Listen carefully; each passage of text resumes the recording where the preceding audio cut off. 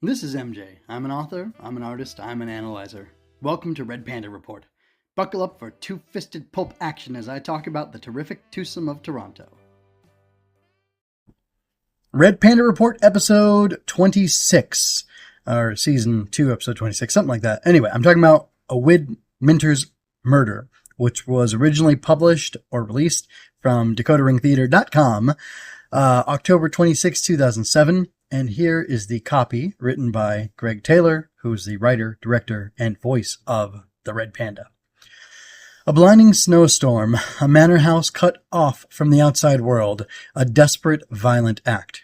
A perfect recipe for danger? Perhaps. But those strangers who just came in the door, are they really newlyweds John and Jane Morris? Or has a certain masked duo come calling? And will even the Red Panda and the Flying Squirrel be enough to prevent a midwinter's murder?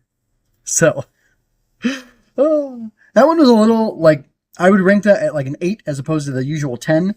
That might have had more to do with my reading of it than what the actual quality of it was, but that was pretty solid. Pretty solid. And the episode was even better than the copy. So, we get a lot of... well, let me slow down real quick. So the episode was very good. I enjoyed it a lot.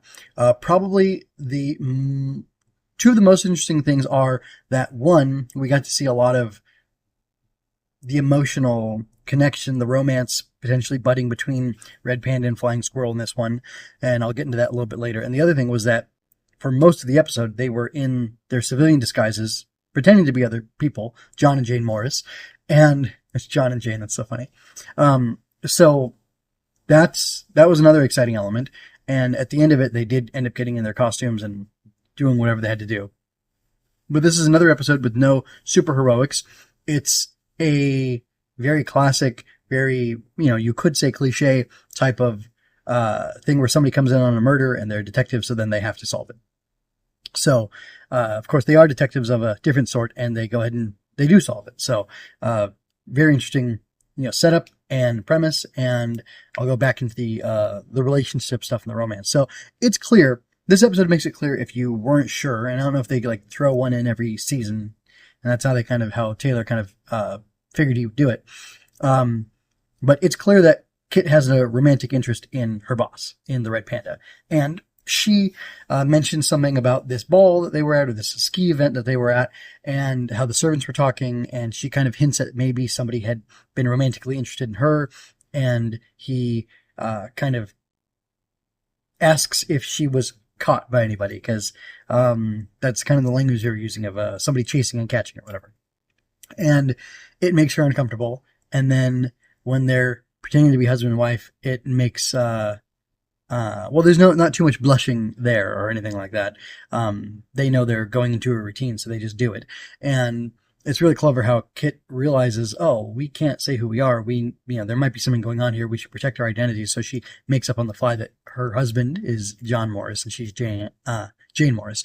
And, there's, if you listen to the episode, there's a romantic subplot going on there too. Somebody is in a romantic relationship and there's tension because of that, and things happen. The plot happens because of that love that's there.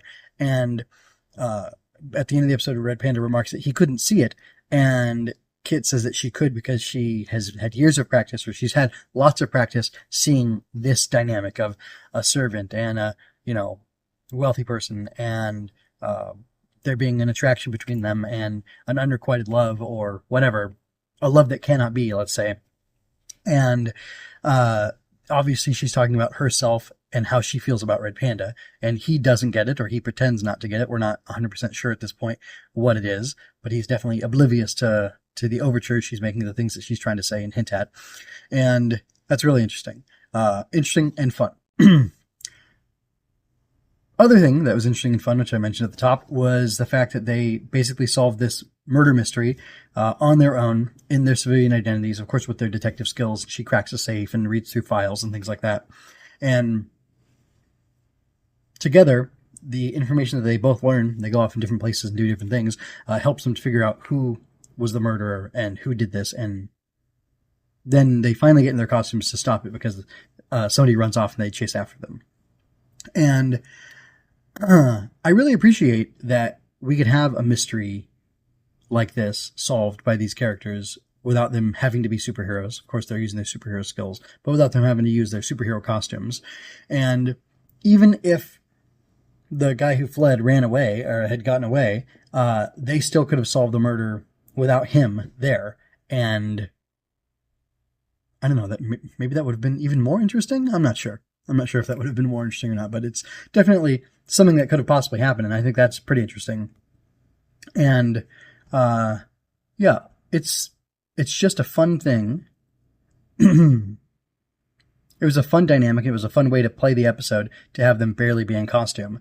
And I like that because these characters are compelling themselves, kind of no matter what context you put them in. So it was interesting and fun. Now, with that, I pretty much don't have anything else I want to say because this was a short, simple, fun, good episode.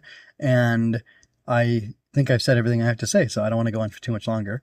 I'm going to encourage you to go to my website, mjwinters.com, subscribe over there so you can follow along and get all my releases. Very important for me.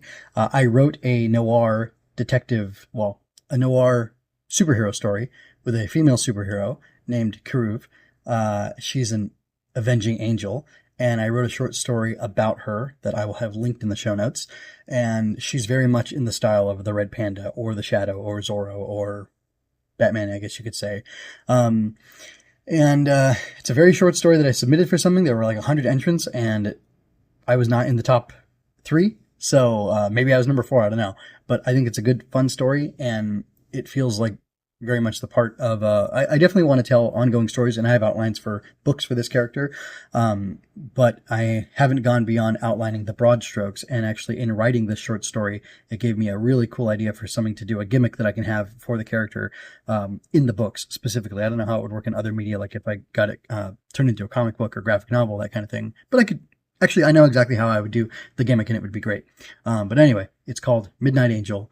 I'll have it linked here. I'd appreciate if you'd read that, check it out, tell me what you think about it, because I think it's a really cool story, and I think it definitely fits in with these Red Panda stories and the Shadow and different things like that. So anyway, that's pretty much it. Thank you for your time and attention. I hope you enjoyed that. Like, share, and subscribe. I invite you to comment, ask questions, and share your thoughts with me. It's always more fun when you're part of the conversation. Until next time, be well and hold high the lamp of justice. Visit mjmunoz.com for more of my work and help me build up the Fortress Fiction.